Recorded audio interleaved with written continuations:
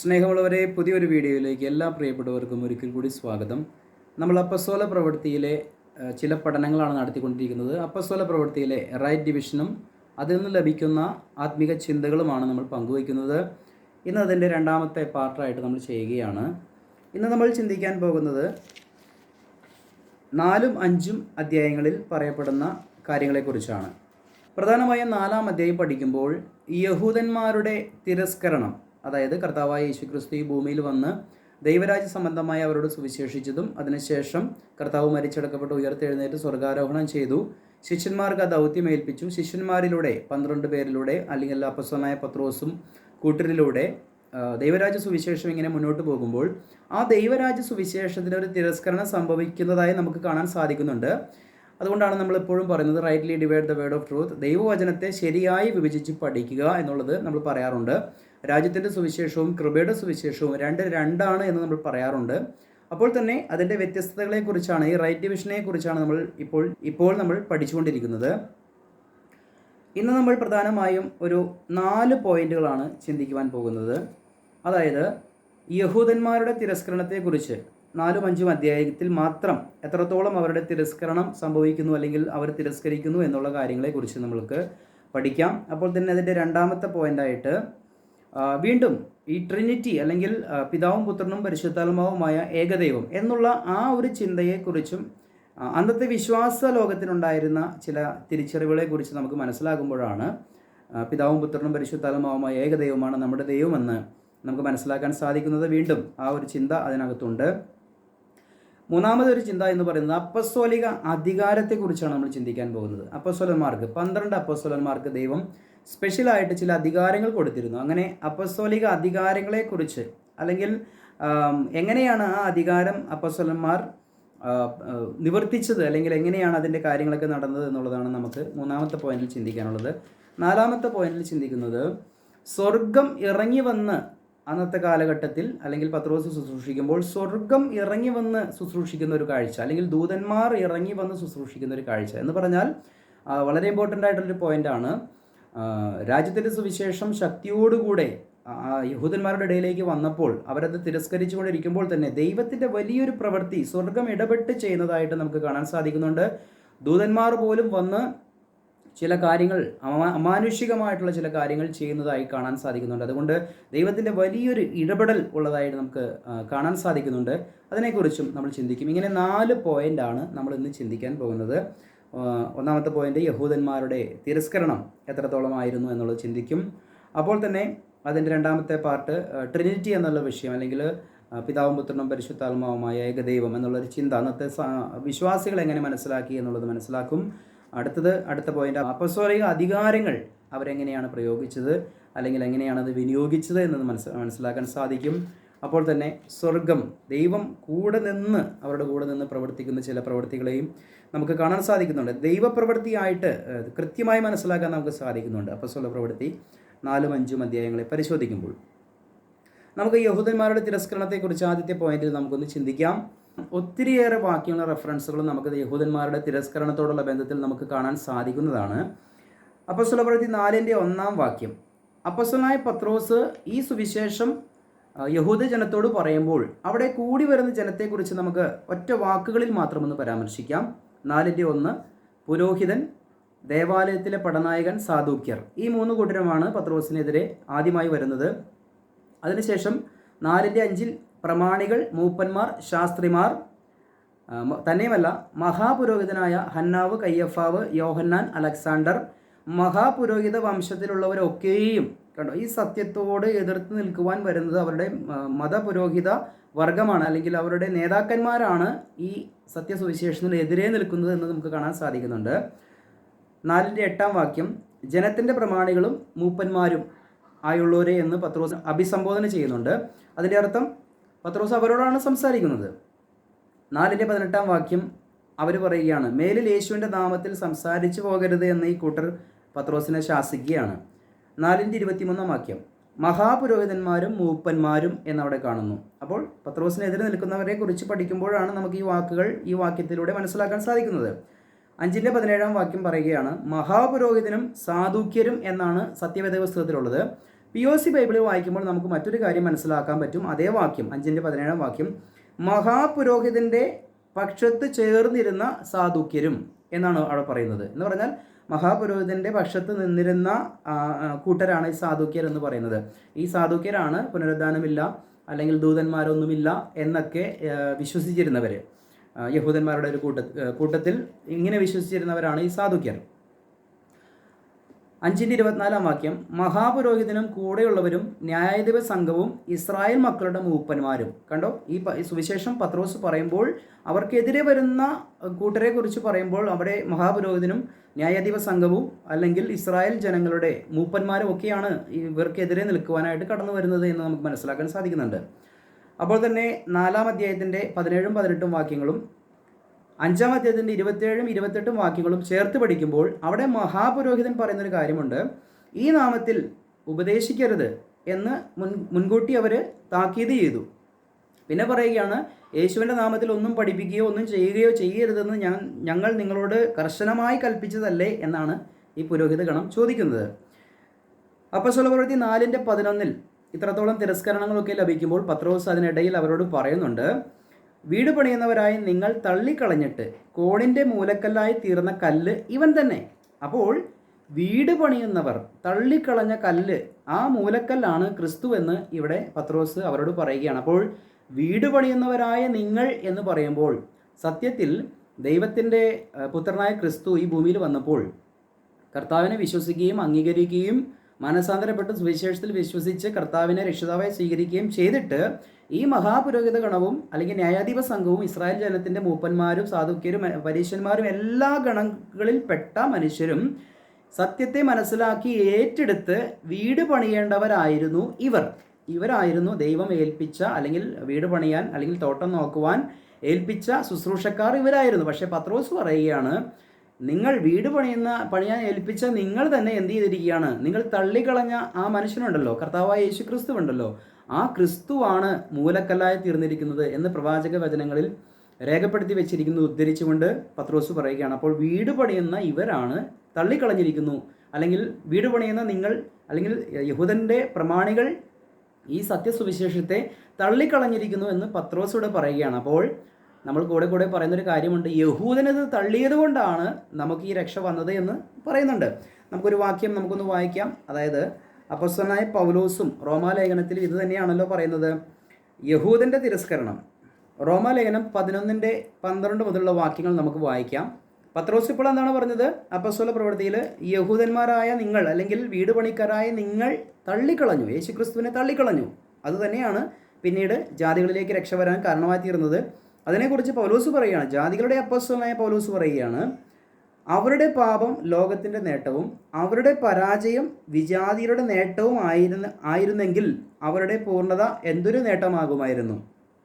താഴേക്ക് വായിക്കുകയാണ്, വിജാതീയരായ നിങ്ങളോട് ഞാൻ പറയുകയാണ്, വിജാതീയരുടെ അപ്പോസ്തലൻ എന്ന നിലയ്ക്ക് എൻ്റെ ശുശ്രൂഷയെ ഞാൻ പ്രശംസിക്കുന്നു. അതിൻ്റെ 15-ാം വാക്യം മാത്രം ഒന്ന് വായിക്കാം. എന്തുകൊണ്ടെന്നാൽ അവരുടെ തിരസ്കാരം ലോകത്തിൻ്റെ അനുരഞ്ജനമായെങ്കിൽ അവരുടെ സ്വീകാര്യം മൃതരിൽ നിന്നുള്ള ജീവനല്ലാതെ മറ്റെന്തായിരിക്കും.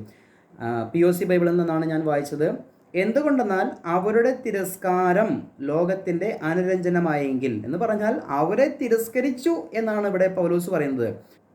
പുരോഹിതൻ, ദേവാലയത്തിലെ പടനായകൻ, സാധുക്യർ, പ്രമാണികൾ, മൂപ്പന്മാർ, ശാസ്ത്രിമാർ, മഹാപുരോഹിതനായ ഹന്നാവ്, കയ്യഫാവ്, യോഹന്നാൻ, അലക്സാണ്ടർ, മഹാപുരോഹിത വംശത്തിലുള്ളവരൊക്കെയും എല്ലാവരും തന്നെ യഹൂദ മൂപ്പന്മാർ, പ്രമാണികളെല്ലാം പത്രോസും കൂട്ടരും പ്രസംഗിക്കുമ്പോൾ അതിനെ തടസ്സം ചെയ്ത് അതിനെ നിഷേധികളായി തീർന്നത് ഈ പണിക്കാർ തന്നെയാണ്, ഈ പണിയേണ്ടവർ തന്നെയാണ്. ലോകത്തെ മുഴുവനും സത്യദൈവത്തിലേക്ക് കൊണ്ടുവരേണ്ട ഇവർ ഇങ്ങനെ വഷളായി പോയ ഒരു സന്ദർഭമുണ്ടായി. അങ്ങനെയാണ് യഹൂദനെ തിരസ്കരിച്ചിട്ട് ജാതികളിലേക്ക് അപ്പോസ്തലനായ പൗലോസിലൂടെ ഒരു രക്ഷ ദൈവം കൊടുത്തത് എന്ന് നമുക്കറിയാം. അതിൽ യഹൂദനും രക്ഷയിലേക്ക് കടന്നു വരാം. എങ്ങനെ? ആ യഹൂദ പാരമ്പര്യങ്ങളൊക്കെ മാറ്റിവെച്ചുകൊണ്ട് കൃപയാലുള്ള രക്ഷ സൗജന്യമായി ഏറ്റെടുക്കാൻ മനസ്സ് കാണിക്കുന്ന യഹൂദന്മാരും ഇതിലേക്ക് കടന്നു വരുന്നുണ്ടെങ്കിലും കൂടുതലും ജാതികൾക്ക് വേണ്ടി തുറന്നിരിക്കുന്ന ഒരു കാലഘട്ടമാണ്. ഇന്ന് കൂടുതൽ ജാതികളാണ് ഇതിലേക്ക് രക്ഷയിലേക്ക് വരുന്നത്. അല്പമായിട്ട് മാത്രമേ യഹൂദന്മാർ വരുന്നുള്ളൂ. കാരണം റാപ്ചറിന് ശേഷം വീണ്ടും നിർത്തിവെച്ചിരിക്കുന്ന ഈ ദൈവിക പദ്ധതി വീണ്ടും പുനരാരംഭിക്കേണ്ടതുണ്ട്. ആ കാലഘട്ടത്തിലും അങ്ങനെ പുനരാരംഭിക്കുമ്പോഴാണ് ദേവാലയം പണിയുകയും അവിടെ 2 സാക്ഷികൾ മുറ്റത്ത് നിന്ന് പ്രസംഗിക്കുകയോ ഒക്കെ ചെയ്യുമ്പോൾ അവരെയും എതിർക്കുന്ന ഒരു കൂട്ടരായി തന്നെ ഇന്നിപ്പോൾ കണ്ട പുരോഹിത വംശത്തിൽപ്പെട്ടവരും അല്ലെങ്കിൽ പ്രമാണി വർഗം മുഴുവനും ആ രണ്ട് പ്രവാചകന്മാർക്കെതിരെയും നിൽക്കും. അവരെയാണ് ബൈബിളിൽ വിശേഷിപ്പിച്ചിരിക്കുന്നത്. അങ്ങനെയുള്ളൊരു കൂട്ടത്തെയാണ് വിശേഷിപ്പിച്ചിരിക്കുന്നത് മഹദിയാം ബാബിലോൺ. കാരണം മ്ലേച്ഛതകളുടെ മാതാവായി അവൾ തീർന്നു. സത്യദൈവത്തെ പഠിപ്പിക്കേണ്ട നിർമ്മല കന്യകയായി തീരേണ്ടിയിരുന്ന ആ കൂട്ടർ ഇപ്പോഴിതാ സകല ദോഷവും ചെയ്ത് അവരെന്തായി തീർന്നു? മഹദിയാം ബാബിലോൺ, വേശ്യമാരുടെ മാതാവായി തീർന്നു എന്നുള്ളത് നമുക്ക് കാണാൻ സാധിക്കുന്നുണ്ട്. അവരുടെ ന്യായവിധി വെളിപ്പാട് പുസ്തകത്തിൽ രേഖപ്പെടുത്തി വെച്ചിട്ടുണ്ട്. അത് നമ്മൾ പല ക്ലാസ്സുകളിൽ ചെയ്തിട്ടുണ്ട്. ദൈവം അനുവദിച്ചാൽ വീണ്ടും അതിനെക്കുറിച്ച് ചെയ്യുവാൻ ദൈവം അനുവദിക്കട്ടെ. അങ്ങനെ യഹൂദിൻ്റെ തിരസ്കരണത്തെക്കുറിച്ച് നമ്മൾ ചിന്തിച്ചു. അത് പത്രോസും പറയുന്നുണ്ട്, പൗലോസും പറയുന്നുണ്ട്. പത്രോസ് പറഞ്ഞു, നിങ്ങൾ തള്ളിക്കളഞ്ഞവനെയാണ് മൂലക്കല്ലാക്കി വെച്ചിരിക്കുന്നത്. അപ്പോൾ അവർ തള്ളി എന്നുള്ളത് പത്രോസും പറയുന്നു. അങ്ങനെ അവർ തള്ളിയത് കൊണ്ടാണ് പരിപൂർണമായും ഒരു നീക്കുപോക്കുമില്ലാത്ത രീതിയിൽ ദൈവത്തിൻ്റെ ദൈവരാജ്യം ഇവിടെ സ്ഥാപിക്കുവാൻ കഴിയാത്ത രീതിയിൽ യഹൂദ തിരസ്കരണം സംഭവിച്ചപ്പോഴാണ്. നമുക്ക് 7-ാം അധ്യായത്തിലേക്ക് നമ്മൾ കടന്നില്ല. അവിടെ സ്തേഫാനോസിൻ്റെയൊക്കെ ചരിത്രം പരിശോധിക്കുമ്പോൾ അവിടെയും കൂടി വന്ന് കല്ലെറിയുന്നത് ഇങ്ങനെയുള്ള പ്രമാണി വർഗമാണ്. അങ്ങനെ ദൈവം അവരുടെ പദ്ധതി അല്പമായിട്ട് ഹോൾഡ് ചെയ്യുകയും അതിനുശേഷമാണ് അവരുടെ തിരസ്കരണമാണ് ലോകത്തിൻ്റെ രക്ഷയ്ക്ക് കാരണമായി തീർന്നതെന്ന് പൗലോസ് പറഞ്ഞുകൊണ്ട് പൗലോസിന് വെളിപ്പെട്ട കൃപയുടെ സുവിശേഷമാണ് പിന്നെ അദ്ദേഹം പറയുന്നത്. നമ്മൾ ചിന്തിക്കുന്നത് അപ്പസ്തോല പ്രവൃത്തിയിലെ റൈറ്റ് ഡിവിഷനും ചിന്തകളുമാണ് ചിന്തിക്കുന്നത്. അതുകൊണ്ടാണ് രണ്ടും ക്രമമായി നമ്മൾ പറഞ്ഞു പോകുന്നത്. രണ്ടാമത്തെ പോയിന്റ് നമ്മൾ പഠിക്കുമ്പോൾ ട്രിനിറ്റി എന്നുള്ളൊരു വിഷയത്തെക്കുറിച്ച്. ആ ട്രിനിറ്റി എന്നുള്ളൊരു പദം നമ്മൾ മനസ്സിലാക്കാൻ എളുപ്പത്തിന് വേണ്ടി മാത്രമാണ് അത് പ്രയോഗിക്കുന്നത്. നമ്മുടെ ദൈവം ഏകദൈവമാണ്. ആ ഏകത്വത്തിൽ ഒരു ബഹുത്വമുണ്ട്. പിതാവും പുത്രനും പരിശുദ്ധാത്മാവുമായ ഏകദൈവം എന്നാണ് നമ്മൾ വിശ്വസിക്കുന്നത്. തന്നെയുമല്ല, അന്നത്തെ കാലഘട്ടത്തിലെ മനുഷ്യർ ഈ ദൈവത്തെ എങ്ങനെയാണ് കണ്ടിരുന്നത്, അല്ലെങ്കിൽ ക്രിസ്തുവിനെ എങ്ങനെയാണ് കണ്ടിരുന്നത്, പരിശുദ്ധാത്മാവിനെ എങ്ങനെയാണ് കണ്ടിരുന്നത് എന്നുള്ളത് നമുക്ക് മനസ്സിലാക്കാം. ഒറ്റ വാക്യം നമുക്കൊന്ന് വായിക്കാം. 4-ാം അധ്യായത്തിൻ്റെ 26 മുതലുള്ള വാക്യങ്ങൾ. ഭൂമിയിലെ രാജാക്കന്മാർ അണിനിരക്കുകയും അധിപതികൾ കർത്താവിന് വിരോധമായും അവൻ്റെ അഭിഷിക്തന് വിരോധമായും ഒന്നിച്ചുകൂടുകയും ചെയ്തിരിക്കുന്നു എന്നു നിന്റെ ദാസനായ ദാവീദ് മുഖാന്തരം പരിശുദ്ധാത്മാവിൽ അരുളി ചെയ്തവനെ, നീ അഭിഷേകം ചെയ്ത യേശു എന്ന നിന്റെ പരിശുദ്ധ ദാസന് വിരോധമായി ഹെറോദാവും പന്തിയോസ് പിലാത്തോസും ജാതികളും ഇസ്രായേൽ ജനവുമായി ഈ നഗരത്തിൽ ഒന്നിച്ചുകൂടി. ഇവിടെ പറയുന്ന കാര്യം കേട്ടോ. ദാവീദ് മുഖാന്തരം അരുളി ചെയ്ത ഒരു വചനം, അതായത് ഭൂമിയിലെ രാജാക്കന്മാർ മുഴുവനും ഒത്തുചേർന്നുകൊണ്ട് പിതാവിനും ദൈവത്തിനും അവിടുത്തെ അഭിഷിക്തനുമെതിരെ നിൽക്കും എന്നുള്ളത്. അപ്പോൾ പിതാവുണ്ട്, പിതാവിൻ്റെ അഭിഷിക്തനായ പുത്രനുമുണ്ട് എന്ന് ഉള്ളത് ഈ ജനത്തിന് മനസ്സിലായി. ദാവീദ് മതാത്മാവിൽ എഴുതി വെച്ചിരിക്കുകയാണ്. എന്നിട്ട് പറയുകയാണ്, നീ അഭിഷേകം ചെയ്ത യേശു എന്ന നിന്റെ പരിശുദ്ധ ദാസന് വിരോധമായി ഹെറോദോസും പന്തിയോസ് പിലാത്തോസും ഒന്നിച്ചു കൂടി. അത് സത്യമാണ്, വാസ്തവമാണ് എന്നുള്ളത് അവർ അംഗീകരിച്ച് വീണ്ടും ദൈവസന്നിധിയിൽ അവർ ഒരു പ്രാർത്ഥന കഴിക്കുകയാണ്. അവിടെ പിതാവായ ദൈവത്തെയും ദൈവം അഭിഷേകം ചെയ്ത തൻ്റെ ദാസനായ അല്ലെങ്കിൽ പുത്രനായ ക്രിസ്തുവിനെയും ഇവിടെ പരാമർശിക്കുകയാണ്. പിതാവായും പുത്രനായും ഇരിക്കുന്നു എന്നുള്ളതാണ് ഇവിടുത്തെ ആദിമ ക്രൈസ്തവ സഭയിലെ അല്ലെങ്കിൽ രാജ്യത്തിൻ്റെ സുവിശേഷമുള്ള ബന്ധത്തിൽ അന്നത്തെ വിശ്വാസികളായിരുന്ന വിശ്വാസ സമൂഹം പ്രാർത്ഥിക്കുമ്പോൾ അവരുടെ പ്രാർത്ഥനയിൽ കാണുന്ന കാര്യമാണ് ഞാൻ ഈ പറയുന്നത്. അവിടെ പിതാവിനെയും പുത്രനെയും പരിശുദ്ധാത്മാവിനെയും അവർ കാണുകയാണ്. എന്നിട്ട് പറയുകയാണ്, സംഭവിക്കണമെന്ന നിന്റെ കൈയും നിന്റെ ആലോചനയും മുൻ നിയമിച്ചതൊക്കെയും ചെയ്തിരിക്കുന്നു സത്യം. ഇപ്പോഴോ കർത്താവേ, അവരുടെ ഭീഷണികളെ നോക്കണമേ. സൗഖ്യമാക്കുവാൻ നിന്റെ കൈ നീട്ടുന്നതിനാലും നിന്റെ പരിശുദ്ധദാസനായ യേശുവിൻ്റെ നാമത്തിൽ അടയാളങ്ങളും അത്ഭുതങ്ങളും ഉണ്ടാകുന്നതിനാലും നിന്റെ വചനം പൂർണ്ണ ധൈര്യത്തോടും കൂടെ പ്രസ്താവിപ്പാൻ നിന്റെ ദാസന്മാർക്ക് കൃപ നൽകണമേ. ഇങ്ങനെ പ്രാർത്ഥിച്ചപ്പോൾ അവർ കൂടിയിരുന്ന സ്ഥലം കുലുങ്ങി. എല്ലാവരും പരിശുദ്ധാത്മാവ് നിറഞ്ഞവരായി ദൈവവചനം ധൈര്യത്തോടെ പ്രസ്താവിച്ചു. അപ്പോൾ ആദിമ ക്രൈസ്തവ സമൂഹം പിതാവായ ദൈവത്തോട് പ്രാർത്ഥിക്കുകയാണ്.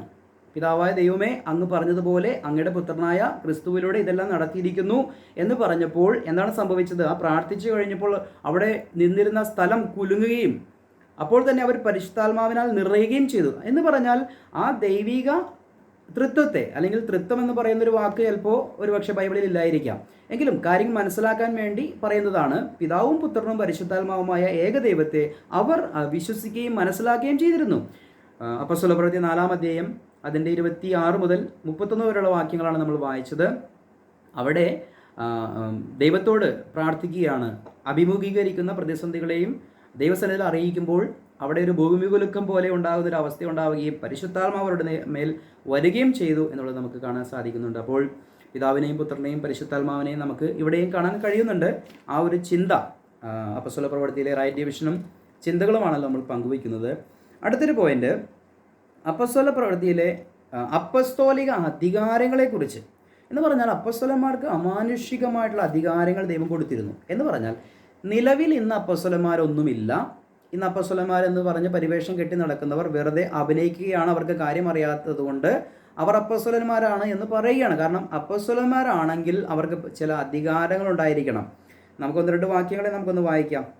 മർക്കോസ് 16:17-18 വാക്യങ്ങൾ. വിശ്വസിക്കുന്നവരാൽ ഈ അടയാളങ്ങൾ നടക്കും. എൻ്റെ നാമത്തിൽ അവർ ഭൂതങ്ങളെ പുറത്താക്കും, പുതുഭാഷകളിൽ സംസാരിക്കും, സർപ്പങ്ങളെ പിടിച്ചെടുക്കും, മരണകരമായ യാതൊന്നു കുടിച്ചാലും അവർക്ക് ഹാനി വരികയില്ല, രോഗികളുടെ മേൽ കൈവച്ചാൽ അവർക്ക് സൗഖ്യം വരുമെന്ന് പറഞ്ഞു. അപ്പോൾ ഗ്രേറ്റ് കമ്മീഷൻ കർത്താവ് കൊടുക്കുമ്പോൾ 12 അപ്പോസ്തലന്മാർക്ക് ചില അധികാരങ്ങൾ കൊടുത്തിരിക്കുന്നതായിട്ട് നമുക്ക് കാണാൻ സാധിക്കുന്നുണ്ട്. അവർ ചെയ്യുന്ന അത്ഭുതങ്ങളെക്കുറിച്ചാണ് അല്ലെങ്കിൽ അടയാളങ്ങളെക്കുറിച്ചാണ് മർക്കോസ് 16:16 മുതലുള്ള വാക്യങ്ങൾ നമ്മൾ വായിച്ചത്. വിശുദ്ധ യോഹന്നാൻ അപ്പോസ്തലൻ എഴുതിയ സുവിശേഷം 20-ാം അധ്യായത്തിൻ്റെ 21, 22, 23 വാക്യങ്ങൾ വായിക്കുമ്പോൾ യേശു പിന്നെയും അവരോട്, നിങ്ങൾക്ക് സമാധാനം, പിതാവ് എന്നെ അയച്ചതുപോലെ ഞാനും നിങ്ങളെ അയക്കുന്നു എന്ന് പറഞ്ഞു. അപ്പോൾ പിതാവ് പുത്രനെ അയച്ചപ്പോൾ, ഇവിടെയും നമുക്ക് മനസ്സിലാക്കാൻ സാധിക്കുന്നുണ്ട്, പിതാവുണ്ട് പുത്രനുമുണ്ട്. പിതാവ് പുത്രനെ അയച്ചപ്പോൾ എന്താണ് സംഭവിച്ചത്? പിതാവ് എന്നെ അയച്ചതുപോലെ ഞാനും നിങ്ങളെ അയക്കുന്നു എന്ന് പറഞ്ഞു. ഇങ്ങനെ പറഞ്ഞ ശേഷം അവൻ അവരുടെ മേൽ ഊതി അവരോട്, പരിശുദ്ധാത്മാവിനെ കൈക്കൊള്ളുവിൻ. ആരുടെ പാപങ്ങൾ നിങ്ങൾ മോചിപ്പിക്കുന്നുവോ അവർക്ക് മോചിപ്പിക്കപ്പെട്ടിരിക്കുന്നു, ആരുടെ പാപങ്ങൾ നിർത്തുന്നുവോ അവർക്ക് നിർത്തിയിരിക്കുന്നു എന്ന് പറഞ്ഞു. എന്ന് പറഞ്ഞാൽ നമുക്കറിയാം, അപ്പസ്തോലന്മാർക്ക് 12 അപ്പസ്തോലന്മാർക്ക്, അതായത് രാജ്യത്തിൻ്റെ സുവിശേഷത്തിന് വേണ്ടി ദൈവം വിളിച്ച് വേർതിരിച്ച് 12 പേർക്ക് അപ്പസ്തോലന്മാരുടെ പേരുകളാവിത് എന്ന് പറഞ്ഞുകൊണ്ട് പത്രോസ് തുടങ്ങി അങ്ങനെ 12 ശിഷ്യന്മാരുടെ പേരുകൾ ചൊല്ലി വിളിച്ച് കർത്താവ് അവരെ നിയോഗിച്ചു. അവർക്ക് ചില അധികാരങ്ങളെ കൊടുത്തു. അവരോട് പറയുകയാണ്, പാപം ക്ഷമിക്കുവാൻ പോലുള്ള അധികാരം. കാരണം എന്താ? ഇന്ന് നിലവിൽ ആർക്കെങ്കിലും പാപമോചന അധികാരമില്ല, അല്ലെങ്കിൽ ഒരു മനുഷ്യനും നിന്റെ പാപങ്ങൾ ഞാൻ ക്ഷമിച്ചിരിക്കുന്നു എന്ന് പറയാൻ ഒരു മനുഷ്യർക്കും അധികാരമില്ല. കാരണം ഇത് അപ്പസ്തോലിക അധികാരമാണ്, സ്പെഷ്യലായിട്ട് ദൈവം കൊടുത്തിരിക്കുന്ന അധികാരമാണ്. ഇവിടെ എന്താണ് കർത്താവ് പറഞ്ഞത്? പിതാവ് എന്നെ അയച്ചതുപോലെ ഇപ്പോൾ എന്ത് ചെയ്യാണ്? പുത്രൻ തൻ്റെ ശിഷ്യന്മാരെ അയക്കുകയാണ്. അപ്പോൾ പിതാവ് പുത്രനെ അയച്ചപ്പോൾ പുത്രന് പാപം ക്ഷമിക്കുവാനുള്ള അധികാരം കൊടുത്തിരുന്നു, മരിച്ചവരെ ഉയർപ്പിക്കാനുള്ള അധികാരം കൊടുത്തിരുന്നു, എന്ന് വേണ്ട എല്ലാം സകലതും ചെയ്യുവാനുള്ള അധികാരം ആർക്ക് കൊടുത്തിരുന്നു? പുത്രനായ ക്രിസ്തുവിന് കൊടുത്തിരുന്നു. അപ്പോൾ കർത്താവായ യേശു ക്രിസ്തു പല അത്ഭുതങ്ങളും അടയാളങ്ങളും അതിനോടുള്ള ബന്ധത്തിൽ ചെയ്യുകയും ചെയ്തു. കർത്താവിന് ചെയ്യാൻ കഴിയാത്തതായിട്ട് ഒന്നും ഉണ്ടായതില്ല. സകലത്തിൻ്റെയും മേൽ അധികാരിയായ ദൈവം തൻ്റെ പുത്രനായ ക്രിസ്തുവിലൂടെ സകലതും ചെയ്തെടുത്തു എന്ന് നമുക്കറിയാം. അങ്ങനെ ആ അധികാരത്തോടുകൂടെ ഇപ്പോൾ ആരെ അയക്കുകയാണ്? 12 പേരെ കർത്താവ് അയക്കുകയാണ്. ഈ അധികാരം കർത്താവ് തന്നെ പറഞ്ഞല്ലോ, ഞാൻ ചെയ്തതിൽ കൂടുതൽ കാര്യങ്ങൾ നിങ്ങൾ ചെയ്യും എന്ന് കർത്താവ് അവരോട് പറയാനിടയായിത്തീർന്നു അല്ലേ. കർത്താവ് ചില രോഗികളെ സൗഖ്യമാക്കി, മരിച്ചവരെ ഉയർപ്പിച്ചു അല്ലേ. അതിനുശേഷം പത്രോസിൻ്റെ ശുശ്രൂഷയിൽ പത്രോസിൻ്റെ നിഴലടിക്കുമ്പോൾ സൗഖ്യമാകാൻ വേണ്ടി വരെ ആളുകളെ കൊണ്ട് കിടത്തിയ ചരിത്രം അപ്പസ്തോല പ്രവൃത്തിയിൽ കിടക്കുന്നുണ്ട്. അപ്പോൾ എന്താണ്? കർത്താവ് ചെയ്തതിലും വലിയ പ്രവൃത്തികൾ നിങ്ങൾ ചെയ്യുമെന്ന് കർത്താവ് തന്നെ പറഞ്ഞ് അവരെ അധികാരപ്പെടുത്തിയിരിക്കുകയാണ്. അതിൽ അത്ഭുതമില്ല. കർത്താവ് പറഞ്ഞിട്ടാണ് അവർ ചെയ്യുന്നത്, അല്ലെങ്കിൽ കർത്താവിലൂടെ അല്ലെങ്കിൽ അവരിലൂടെ കർത്താവ് ചെയ്യുകയാണ്. എന്നെ പിതാവ് അയച്ചതുപോലെ ഞാൻ നിങ്ങളെ അയക്കുന്നു എന്ന് പറഞ്ഞിട്ടാണ് ഈ ഒരു നിയോഗം അല്ലെങ്കിൽ ഈ ഒരു ഉത്തരവാദിത്വം അവർക്ക് കൊടുക്കുന്നത്. അപ്പസ്തോല പ്രവൃത്തി 5 വരുമ്പോൾ 12 വാക്യം, 15 വാക്യം, 16 വാക്യം വരുമ്പോൾ ഈ അധികാരം അവർ ചെയ്യുകയാണ്. എന്താണ് ചെയ്യുന്നത്? അപ്പസ്തോലന്മാരുടെ കയ്യാൽ ജനത്തിൻ്റെ ഇടയിൽ പല അടയാളങ്ങളും അത്ഭുതങ്ങളും നടന്നു. അവർ എല്ലാവരും ഏക മനസ്സോടെ ശലോമന്റെ മണ്ഡപത്തിൽ കൂടി വരിക പതിവായിരുന്നു. 15 വാക്യം. രോഗികളെ പുറത്തു കൊണ്ടുവന്നു. പത്രോസ് കടന്നു പോകുമ്പോൾ അവന്റെ നിഴലെങ്കിലും അവരിൽ വല്ലവരുടെയും മേൽ വീഴേണ്ടതിന് വീതികളിൽ വിരിപ്പിന്മേലും കിടക്കുമേലും കിടത്തും. അതുകൂടാതെ യെരുശലേമിന് ചുറ്റുമുള്ള പട്ടണങ്ങളിൽ നിന്നും പുരുഷാരം വന്നുകൂടി രോഗികളെയും അശുദ്ധാത്മാക്കൾ ബാധിച്ചവരെയും കൊണ്ടുവരികയും അവർ എല്ലാവരും സൗഖ്യം പ്രാപിക്കുകയും ചെയ്തു. കർത്താവായ യേശുക്രിസ്തു ചെയ്തതുപോലെയുള്ള അമാനുഷിക അധികാരങ്ങളും അടയാളങ്ങളും അത്ഭുത പ്രവൃത്തികളും രോഗസൗഖ്യങ്ങളും ആര് ചെയ്തു? 12 അപ്പോസ്തലന്മാരും ചെയ്തു. ഇത് അപ്പസ്തോലിക അധികാരമാണ്. ഇപ്പോൾ ചിന്തിക്കുന്നത്, മൂന്നാമത്തെ തലക്കെട്ടായി നമ്മൾ ചിന്തിക്കുന്നത് അപ്പസ്തോലിക അധികാരങ്ങളെക്കുറിച്ചാണ്. അപ്പോൾ കർത്താവ് ഇവർക്ക് അപ്പോസ്തോലിക അധികാരങ്ങൾ കൊടുത്തിരുന്നു. അവർ ആ അധികാരം വെച്ച് പല കാര്യങ്ങൾ അവർ ചെയ്തു എന്നുള്ളത് കാണാം. നമുക്ക് അപ്പസ്തോല പ്രവൃത്തി 5 വരുമ്പോൾ വലിയൊരു അപ്പസ്തോലിക അധികാരം നിവർത്തിക്കുന്നതായിട്ട് കാണുന്നുണ്ട്. മറ്റൊന്നുമല്ല, അനന്യാസിൻ്റെയും സഫീറയുടെയും ചരിത്രമാണ്. ആ ചരിത്രത്തിൽ നമുക്കറിയാം, അവർ തൻ്റെ സ്വത്തുക്കൾ വിറ്റിട്ട് ഭാര്യയും ഭർത്താവും തീരുമാനിച്ചു പകുതി അവർക്ക് കൊടുക്കാം, പകുതി നമ്മുടെ കയ്യിൽ വയ്ക്കാമെന്ന് പറഞ്ഞുകൊണ്ട് പത്രോസിൻ്റെ അടുക്കൽ വരികയാണ്. പത്രോസിൻ്റെ അടുക്കൽ വന്നിട്ട് ഇവർ കാര്യങ്ങൾ പറഞ്ഞു. ചരിത്രമൊക്കെ നമുക്കറിയാമല്ലോ. അപ്പോൾ അവിടെ 3 പദപ്രയോഗങ്ങൾ പ്രസക്തമാണ്. 5-ാം അധ്യായത്തിൻ്റെ 3-ാം വാക്യം, 4-ാം വാക്യം, 9-ാം വാക്യം. ഇങ്ങനെയാണ് പറയുന്നത്: പരിശുദ്ധാത്മാവിനോട് വ്യാജം കാണിച്ചു, ദൈവത്തോട് വ്യാജം കാണിച്ചു, കർത്താവിൻ്റെ ആത്മാവിനെ പരീക്ഷിച്ചു. ഈ 3 തെറ്റുകളാണ് പാപമായിട്ട് അനന്യാസും സഫീറയും ചെയ്തത്. അപ്പോൾ ഇത് സംഭവിച്ചപ്പോൾ, അനന്യാസും സഫീറയും ദൈവസന്നിധിയിൽ തെറ്റ് ചെയ്തപ്പോൾ കർത്താവ് എന്താ പറഞ്ഞത്? അധികാരം നിങ്ങൾക്ക് തരികയാണ്. നിങ്ങൾ ആരുടെ പാപങ്ങൾ ക്ഷമിക്കുന്നുവോ ക്ഷമിക്കപ്പെട്ടിരിക്കും. ആരുടെ പാപങ്ങൾ നിർത്തുന്നുവോ അത് അങ്ങനെ തന്നെ ഇരിക്കും, അല്ലെങ്കിൽ അതിൻ്റെ ശിക്ഷാ നടപടി ഉണ്ടാകും എന്നുള്ള കാര്യം പത്രോസിനോട് പറഞ്ഞത് അങ്ങനെ തന്നെ സംഭവിക്കുകയാണ്. പത്രോസ് പറഞ്ഞു, നിങ്ങൾ ദൈവത്തോട് വ്യാജം കാണിച്ചു, പരിശുദ്ധാത്മാവരോട് നിങ്ങൾ വ്യാജം കാണിച്ചു, അല്ലെങ്കിൽ ദൈവത്തിൻ്റെ ആത്മാവിനെ നിങ്ങൾ പരീക്ഷിച്ചിരിക്കുന്നു എന്ന് പറയുന്ന സാഹചര്യത്തിൽ തന്നെ അനന്യാസ് അവിടെ വീണു മരിക്കുകയാണ്. അല്പം കഴിഞ്ഞ് സഫീറയും അവിടെ വന്നു, കാര്യങ്ങളൊന്നും അറിയാതെ കടന്നു വന്നു. അവളും ഇതേപോലെ വ്യാജം പറഞ്ഞപ്പോൾ അവളും വീണ് മരിക്കുകയാണ്. അവിടെ എല്ലാവർക്കും ഭയമുണ്ടായി. അപ്പസ്തലനായ പത്രോസിന് ദൈവം കൊടുത്ത അധികാരത്താൽ ആ മനുഷ്യരവിടെ മരിച്ചു വീഴാൻ വരെ ഇടയായിത്തീർന്നു. കാരണം എന്താ? ആരുടെ പാപങ്ങൾ നിങ്ങൾ ക്ഷമിക്കുന്നുവോ ക്ഷമിക്കപ്പെട്ടിരിക്കും, ആരുടെ പാപങ്ങൾ നിർത്തുന്നുവോ അത് അങ്ങനെ തന്നെ നിൽക്കപ്പെടും. കാരണം പാപം ചെയ്താൽ പാപത്തിൻ്റെ ശമ്പളം മരണമാണ്, അല്ലേ? അപ്പോൾ അങ്ങനെ ഈ പാപം ചെയ്താൽ മരിക്കുകയും അല്ലെങ്കിൽ പാപം ചെയ്യാതെ നിത്യരക്ഷയിലേക്ക് കയറുകയും ചെയ്യുവാൻ തക്കവണ്ണം അപ്പസ്തോലിക അമാനുഷിക അധികാരങ്ങളെ ഈ 12 പേർക്കും കൊടുത്തിട്ടുണ്ട്. നമ്മൾ ചരിത്രങ്ങളിലുടനീളം പഠിക്കുമ്പോൾ ഈ അമാനുഷിക ചരിത്രങ്ങളെക്കുറിച്ച് പഠിക്കുമ്പോൾ അങ്ങ് മോശ മുതൽ ഇങ്ങനെ ചില അധികാരങ്ങൾ ദൈവം കൊടുത്തിട്ടുണ്ടെന്ന് നമുക്കറിയാം. ഇനി വെളിപ്പാട് പുസ്തകത്തിൽ 11-ാം അധ്യായത്തിലേക്ക് വരുമ്പോൾ 2 സാക്ഷികളും ഇത്തരത്തിലുള്ള അമാനുഷിക അധികാരങ്ങൾ ചെയ്യുന്നതായി നമുക്ക് കാണാൻ സാധിക്കുന്നുണ്ട്. ഇത് അവർക്ക് മാത്രമേ ഉള്ളൂ എന്ന് എൻ്റെ പ്രിയമുള്ളവർ മനസ്സിലാക്കണം. ഇന്ന് അപ്പോസ്തലന്മാർ ഇത് ചെയ്തല്ലോ എന്ന് പറഞ്ഞ് ഇന്ന് ഞാൻ 2025 ഇത് ചെയ്യാൻ നിന്ന് കഴിഞ്ഞാൽ അത് ദൈവസന്നിധിയിൽ തെറ്റാണ്, തിരിച്ചറിവില്ലായ്മയാണ്. കാരണം നിങ്ങളെ മാരകമായി എന്ത് കുടിച്ചാലും നിങ്ങൾ മരിക്കുകയില്ല, നിങ്ങളെ സർപ്പങ്ങളെയും പാമ്പുകളെയും നിങ്ങൾ പിടിച്ചെടുക്കും എന്നൊക്കെ പറഞ്ഞുകൊണ്ട് സ്റ്റേജിൽ നിന്നുകൊണ്ട് പാമ്പിനെയും പിടിച്ച് ഇത് കടിച്ചാൽ ഞാൻ മരിക്കുകയില്ല എന്നൊക്കെ പറഞ്ഞുകൊണ്ട് ശുശ്രൂഷിച്ച ദേവദാസന്മാരെയൊക്കെ നമുക്കറിയാം. ദേവദാസന്മാരെന്ന് പറയാൻ കഴിയില്ല അവരെയൊന്നും. കാരണം അവർ ആ പാമ്പിൻ്റെ കടി കൊണ്ട് മരിക്കുന്നതായിട്ടുള്ള വീഡിയോസ് അല്ലെങ്കിൽ ചോര ഒലിച്ച് ബോധം കെട്ട് വീഴുന്ന കാര്യങ്ങളൊക്കെ നമ്മൾ കണ്ടിട്ടുണ്ട്. മാരകമായ വിഷം കുടിച്ചിട്ട് കർത്താവിനെ രക്ഷിക്കുമെന്നൊക്കെ പറഞ്ഞിട്ട് കുടിച്ചിട്ട് മരിച്ചുപോയവരുണ്ട്. ഇതൊക്കെ ആരോടാണ് പറഞ്ഞത് എന്ന് തിരിച്ചറിയാതെയാണ് ഇവർ ഇതൊക്കെ ചെയ്യുന്നത്. അതുകൊണ്ടാണ് rightly divide the word of truth. അപ്പോസ്തലന്മാരത് ചെയ്തുവെങ്കിൽ എനിക്ക് ചെയ്യാൻ അങ്ങനെയുള്ള അധികാരമൊന്നും ദൈവം എനിക്ക് തന്നിട്ടില്ല. ഞാനൊരു സുവിശേഷകനായിട്ടാണ് എന്നെ ദൈവം നിയോഗിച്ചിരിക്കുന്നതെങ്കിൽ, അല്ലെങ്കിൽ ഇന്ന് നിലവിൽ അപ്പോസ്തലന്മാരോ പ്രവാചകന്മാരോ ദൈവസഭയിലില്ല, മറ്റുള്ള 3 കൂട്ടം ശുശ്രൂഷകരാണ് ഇന്ന് ദൈവസഭയിലുള്ളത്. ഇടയന്മാർ, സുവിശേഷകർ, പ്രബോധകരൊക്കെയാണ് ഇന്ന് ദൈവസഭയിലുള്ളത്. അപ്പോസ്തലന്മാരും അപ്പോസ്തോലിക ഉപദേശങ്ങളൊക്കെയും ദൈവവചനത്തിൽ രേഖപ്പെടുത്തി വെച്ചിരിക്കുകയാണ്. ആ ആദ്യ കാലഘട്ടത്തിൽ അപ്പോസ്തോലിക അധികാരങ്ങളിലൂടെ അവർ പലതും ചെയ്തിരുന്നു, പ്രവർത്തിച്ചിരുന്നു. ഇവിടെ ഇതാ പാപം ചെയ്തവനെ മരണത്തിന് പോലും ഏൽപ്പിച്ചു കൊടുക്കുവാൻ പത്രോസിന് കഴിഞ്ഞു എന്നുള്ളത്, അല്ലെങ്കിൽ പത്രോസിൻ്റെ വാക്കിന് മുൻപിൽ അവർ മരിച്ചുപോയി എന്നുള്ളത് നമുക്ക് കാണാൻ സാധിക്കുന്നുണ്ട്. അപ്പോസ്തോലിക അധികാരങ്ങൾ. ഇപ്പോൾ നമ്മൾ സംസാരിച്ചത് 12 അപ്പോസ്തലന്മാരുടെ അപ്പോസ്തല അധികാരത്തെക്കുറിച്ചാണ്. എന്നാൽ നമ്മളൊരു വീഡിയോ ചെയ്തിരുന്നു 12 അപ്പോസ്തലന്മാരും അല്ലെങ്കിൽ മണവാട്ടി സഭയുടെ 12 അപ്പോസ്തലന്മാരും, അപ്പോൾ തന്നെ കൃപയുടെ സുവിശേഷത്തിൻ്റെ അപ്പോസ്തലന്മാരും എന്നുള്ളൊരു വീഡിയോ, നമ്മൾ 15-ാമത്തെ വീഡിയോ അത് കണ്ടു കഴിഞ്ഞാൽ നമുക്ക് കുറച്ചുകൂടി കൂടുതൽ മനസ്സിലാക്കാൻ സാധിക്കും. അതിൽ സവിസ്തരം ഈ കാര്യങ്ങളെക്കുറിച്ച് പറയുന്നുണ്ട്.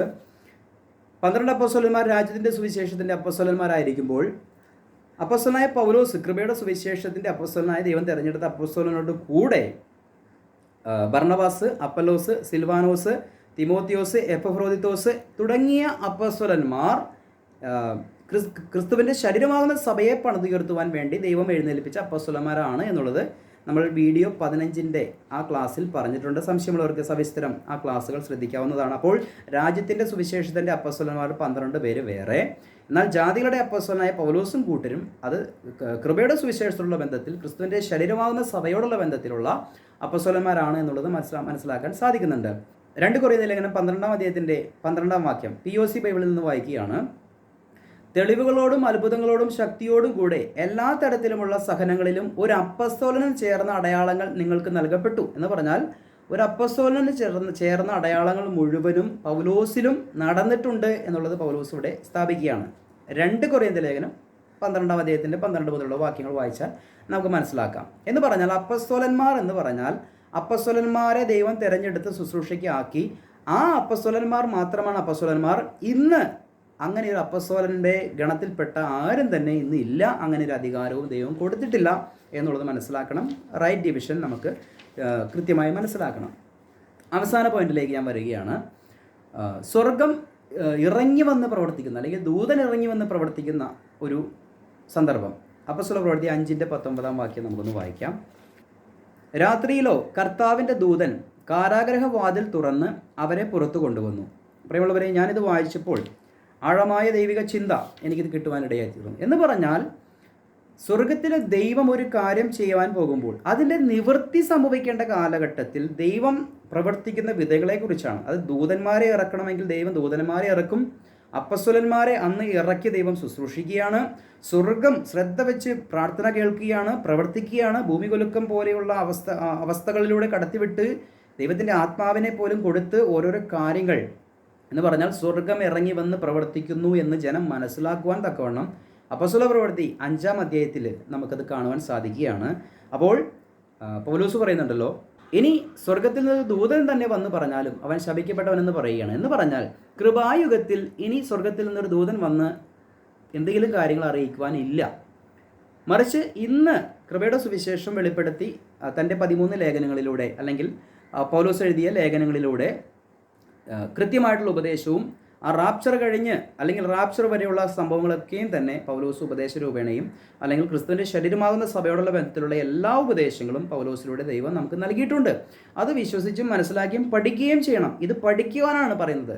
നീ നിന്നെ തന്നെയും നിൻ്റെ വചനത്തെയും സൂക്ഷിക്കുക, നീ പഠിച്ചും നിശ്ചയം പ്രാപിച്ചും ഇരിക്കുക എന്നാണ് പൗലോസ് തിമോഥെയോസിനോട് പറയുന്നത്. അതുകൊണ്ട് ഈ വചനത്തെ പഠിക്കേണ്ടത് ആവശ്യമാണ്. ഇന്ന് നമ്മളോട് പറഞ്ഞിരിക്കുന്നത് പഠിക്കുവാനാണ്. എഴുതി നൽകപ്പെട്ടിരിക്കുന്ന വചനം പഠിക്കുവാനാണ് നമ്മളോട് പറഞ്ഞിരിക്കുന്നത്. പഠിച്ചു കഴിയുമ്പോഴാണ് ഇങ്ങനെയുള്ള വ്യത്യാസങ്ങൾ മനസ്സിലാക്കുന്നത്.